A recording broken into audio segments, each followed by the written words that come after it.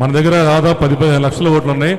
ప్రభుత్వం కింద పడాలన్నా లెగవాలన్నా మనమే సూత్రధారులు. కాబట్టి దీనికి సిద్ధంగా ఉన్నారా? మనకు అనేక మంది ఐపీఎస్ అధికారి వచ్చాడు, ఒక అడ్వకేట్ రజనీ వచ్చింది, ఇంకా ముసుగులో ఉన్నాడు చాలామంది వస్తారు. ఇగో తెలుగుదేశం నాయకులు మరి ఈయన బయట పంపిస్తారో ఈయన ఇక్కడే పెట్టేసి కిడ్నాప్ చేసి చంద్రబాబు గారికి చెబుదామా? చాలా 6 అడుగులు ఉన్నాడు ఆయన. చేసేద్దామా? మీరు మాకు చేస్తేనే ఆయన రెడీ. ఎప్పుడైనా దొరికిపోతాడు, రమ్మంటే పాపం వస్తాడు. రాగానే పట్టేసుకుని లైవ్ పెడదాం. ఇదిగో ఈ వేణు కానీ కాపాడుకోవాలా మీ లీడర్ని మాకివ్వండి అని. ఆయన మరి ఈయన కూడా వదిలేసుకుంటాడా లేకపోతే మనకి ఇస్తాడో చూద్దాం. ఏం బా చెప్పు, నువ్వు మాట్లాడతావా? దా రామ్మదా. ఏంటి ఒక్కొక్కరికి అమ్మవారి మీదకి వచ్చినట్టుంది, ఊగుతా చూపు మారిపోతుంది ఒక్కొక్కరికి. ఇప్పటికి చెప్పమ్మా మీ పేరు చెప్పండి. నా పేరు వేదవతి లక్ష్మీబాయి అండి. నేను శ్రీకాకుళం జిల్లా నుంచి వచ్చాను. జీజీహెచ్లో వర్క్ చేస్తున్నాను. సో ఇప్పుడు మనకి సుధాకర్ గారు ఏదైతే చెప్పారో 100 రోజులు టైం తీసుకుందాం, మనం తర్వాత ముందుకు వెళ్దాం కార్యాచరణతో, అందాకలా టైం ఇద్దామని చెప్పారు కదా. ఇప్పుడు బడ్జెట్ సమావేశాలు 11తో క్లోజ్ అయిపోతాయి సార్. ఆ తర్వాత మళ్ళీ మాకు 100% గ్రాస్ శాలరీ ఉండదు, తర్వాత రెగ్యులరైజేషన్ ఎలాగా ఉండదు. ఈలోగా మా బడ్జెట్ సమావేశాల్లో మా ప్రస్తావన తీసుకొని రావాలనేదే నా విన్నపం సార్, మా అందరి తరపున కూడా. నువ్వు చెప్పింది బాగుందమ్మా. మనం మీటింగ్ పెట్టుకుందా దానికోసం, లేదంటే 20వ తారీఖు తర్వాత పెట్టుకుందాం అనుకున్నాం.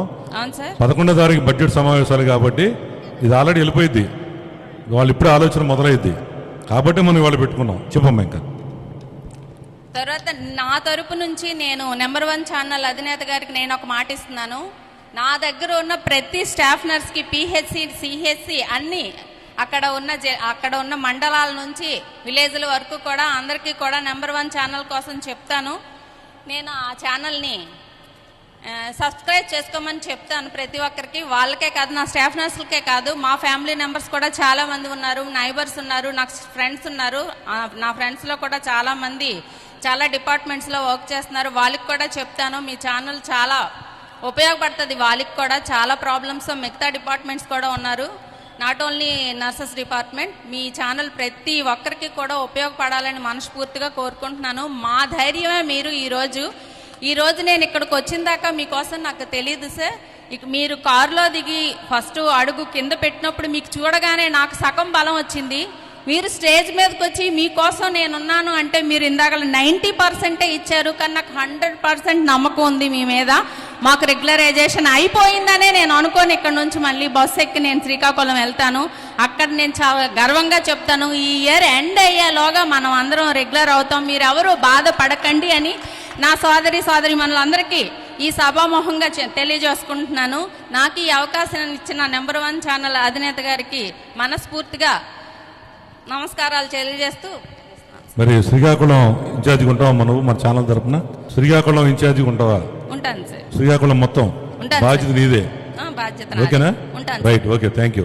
నువ్వేంటంటే మీకు ఈ బాధ్యత ఇస్తున్నానంటే మీరు చేయాల్సింది ఫస్ట్ అక్కడ 125 మందికి ఉద్యోగాలు ఇవ్వాలి. మీరు వాడెవడి దగ్గర కాంట్రాక్ట్ ఉద్యోగం చేసే పరిస్థితి మీకు అవసరంలా. ఎందుకు తయారు చేస్తానంటే ప్రభుత్వం మిమ్మల్ని ఇబ్బంది పెడితే మీరందరూ మన ఉద్యోగస్తులుగా మారిపోతారు. నెలకి 50,000 సంపాదించే పని నేను చెబుతాను మీకు. తర్వాత వాళ్ళందరూ గుండెల్లో మీరు నిద్రపోతుంటారు, వాళ్ళు భయపడుతుంటారు. ఇక ఇబ్బంది ఏమి లేదు. ఓకే, 2 జిల్లాలు వచ్చినాయి, ఇప్పుడు ఇంకా 23 ఉన్నాయి. ఎవరైనా సిద్ధం ఉంటే రండి.